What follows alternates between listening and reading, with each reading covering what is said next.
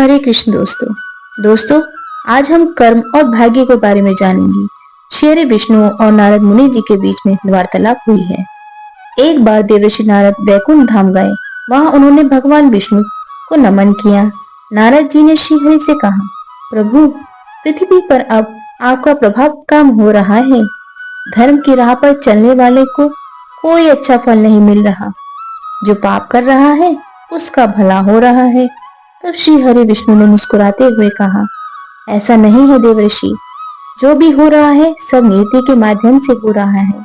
नारद बोले, मैं तो देखकर आ रहा हूँ प्रभु, पाप को अच्छा फल मिल रहा है, धर्म के रास्ते पर चलने वाले लोगों को बुरा फल मिल रहा है।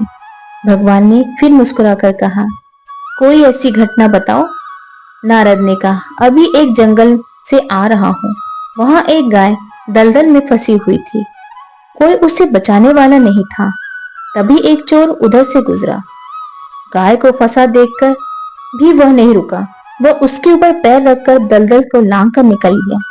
आगे जाकर चोर को सोने के मोहरों के भरी हुई एक थैली मिली। थोड़ी देर बाद वहां से एक वृद्ध साधु गुजरा। उसने उस गाय को बचाने की पूरी कोशिश की। वह साधु बहुत बुजुर्ग था, बहुत बूढ़ा था। उसने फिर भी पूरी कोशिश करी, पूरे शरीर का जोर लगाकर उस गाय को बचा लिया। लेकिन मैंने देखा कि गाय तो दलदल से निकल गया, लेकिन उसके पश्चात साधु आगे एक गड्ढे में जा गिरा और उसकी मृत्यु हो गई। प्रभु, बताइए यह कौन सा न्याय है। नारद जी की बात सुनने के बाद प्रभु बोले, यह सही हुआ। जो चोर गाय पर पैर रखकर भाग गया था, उसकी किस्मत में तो एक खजाना था, लेकिन उसके इस पाप को करने से उसे केवल कुछ मोहरे ही मिले। वही उस साधु जो गड्ढे में गिर गया था, उसके भाग्य में मृत्यु लिखी थी, लेकिन गाय को बचाने के कारण उसके पुण्य बढ़ गए और उसकी मृत्यु एक छोटे से चोट में बदल गई। इंसान के कर्म से उसका भाग्य तय होता है। इसलिए हमें यह सीख मिलती है कि जीवन में सत्कर्म करते रहो, किसी का अहित न करो। श्री हरि विष्णु ने इस जगत का निर्माण किया है। सभी जनों के अंदर भगवान बसे हैं। सभी के हृदय में परमात्मा है।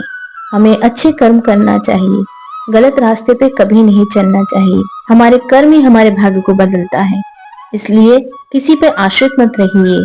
आप भी कर्म करिए और भाग्य जो है भगवान के चरणों में समर्पित कर दीजिए।